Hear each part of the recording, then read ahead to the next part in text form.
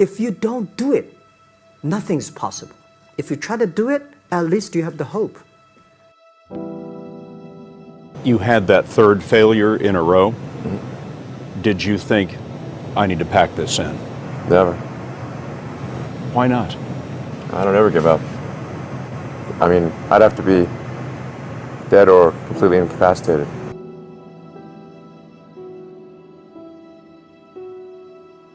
So many things go wrong when you're starting a company, and often I think people ask, what mistakes should you avoid making? And my answer to that question is don't even bother trying to avoid mistakes, because you're going to make tons of mistakes, right? And the important thing is actually learning quickly from whatever mistakes you make and not giving up, right? And I mean, there are things every single year of Facebook's existence that could have killed us or made it so that it just seemed like moving forward and making a lot of progress just seemed intractable. But you just kind of bounce back and you learn, and nothing is impossible. You just have to kind of keep running through the walls. It's hard changing your life. It was hard when just over 3 years ago, in the Penobscot building in Detroit, Michigan, where I was operating my business, and I fell on some hard times, and I was sleeping in my office. It was hard coming into the lobby, and the security said, "Excuse me, Mr. Brown, can we see you for a moment?" And I said, "Yes," and I walked up to the counter, and he gave me an envelope. And he said, "Would you mind reading it here?" And I opened the envelope, and the envelope was from management that said, "This is an office tower. It's not a hotel. Please do not sleep in your office." And I said, "Excuse me, sir." I said, "I just work long hours in creating my business. I'm an entrepreneur. And right now things are bad for me, but they're not going to be this way always. And I just asked for the opportunity to continue to operate like I'm doing. I'm not trying to make this my home." And it was hard coming through the lobby. And sometimes they would laugh. There's a guy talking about becoming successful. And look at him. He's bathing in the bathroom upstairs on the 21st floor. He sleeps on the floor. Him and 2 other dreamers up there. Look at him. It was hard, ladies and gentlemen, coming to speak to people. And I was facing financial difficulties in my own life. I was behind on my bills and my dreams, and I'm saying to them, you can live your dream. It was hard, ladies and gentlemen. It was very difficult to pick myself up each day believing that I could do it. There were times that I doubted myself. I said, "God, why is this happening to me? I'm just trying to take care of my children and my mother. I'm not trying to steal or rob from anybody. How did this have to happen to me?" It was very hard. And here's what I want to say to you. For those of you that have experienced some hardships, don't give up on your dream.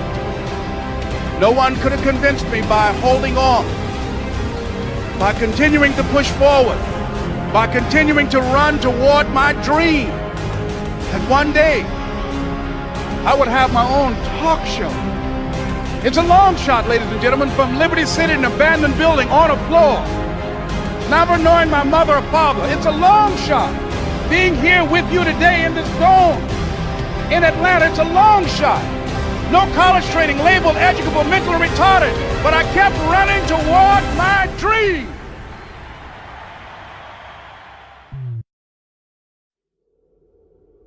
You tried to get into 3 colleges. Mm-hmm. Each time they rejected you. No, I tried. There's an examination that young people, if you want to go to university, you have to take the examinations. So I failed 3 times. Right. But a lot of fail. I failed for funny things that I failed a key primary school test for 2 times. And I failed 3 times for the middle schools. And you will never believe in Hangzhou, my city, there's only 1 middle school that lasts only 1 year. It was changed from primary school to middle school because our graduates of our school, no middle school accept us because we were too bad. What effect did it have, though, being rejected? Well, I think we have to get used to it. We're not that good. Even today, we still have a lot of people reject us. I think when I graduate from universities, and before I, for 3 years I tried to fill in the universities. So I applied jobs for 30 times, got rejected. I went for a police, they said, no, you're not good. I went to even the KFC, when KFC come to China, come to my city, 24 people went for the job. 23 people accepted. I was the only one guy. And we went for police. 5 people, 4 of them accepted. I was the only guy that I received it. So to me, being turned down, rejected. Oh, by the way, I told you that I applied for Harvard for 10 times, rejected. Nothing works the first time. When you try something new, it probably won't work. When you try something new several times, it probably won't work. And the turning point in my life came when I would hear good ideas, and I was so eager to be successful in selling. I would run out and try the ideas, and they wouldn't work. I'd try a way of getting an appointment or answering an objection or closing a sale. It wouldn't work. And my natural response, and I think just to be disappointed. And then I realized nothing works, at least the first few times. So I decided I would try a new idea 5 or 10 times before I passed judgment on it. I would not just try it once and quit like most people do, and that changed my whole life. It was a turning point in my life because I realized from then on, if you've got a good idea and you've got a good goal and you want to double your income and improve the quality of your life, and you have to try new things in order to get new results, it's not going to work the first time. So say, well, that didn't work, try something else and try something else and try something else. Now, if you try, only 2 things can happen. What are they? Succeed or fail. If you succeed, you do more of it. If you fail, you learn from it, get smarter, and try it again. So you cannot lose by taking action. You can only lose by not taking action. Practice faithful persistence. Means never, ever, ever give up. Chicken Soup for the Soul was rejected by 144 publishers. 144 publishers said, we don't want to publish a collection of short stories. The title's stupid, Chicken Soup for the Soul. What does that mean? People don't buy collections of short stories. There's never been, successful chain of doing that. So literally, we spent 14 months trying to find a publisher. And we'd go to New York with our agent, and eventually our agent gave us the book back and said, I can't sell this. So we went to the National Booksellers Association convention down in Anaheim. We went from booth to booth to booth for 3 days. And there were 4,000 publishers represented there. And we go, would you publish our book? Would you publish our book? Would you publish our book? And we got no, no, no, no, no.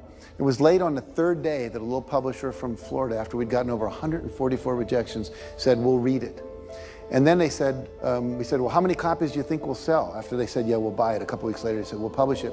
And they said, well, maybe 20,000 if we're lucky. And we said, our goal is to sell 1.5 million in a year and a half. Now, have you ever told someone your dream and had them laugh out loud at you?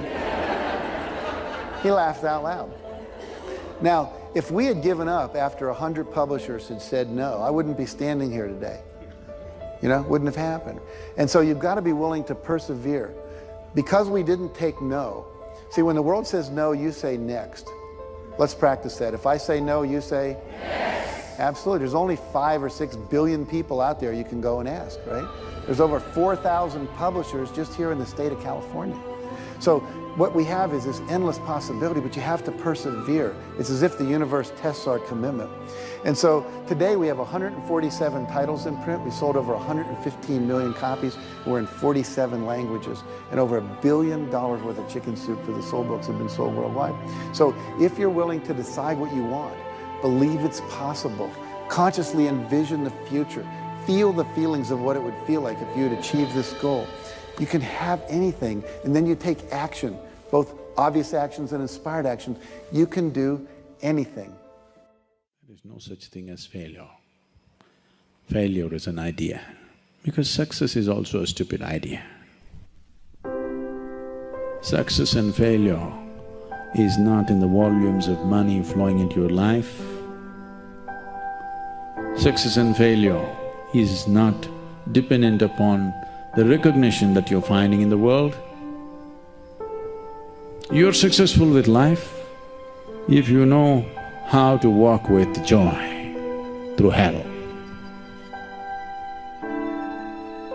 The first and foremost success is that you are not a slave to anybody's idea. Don't become a slave to somebody's idea. At least have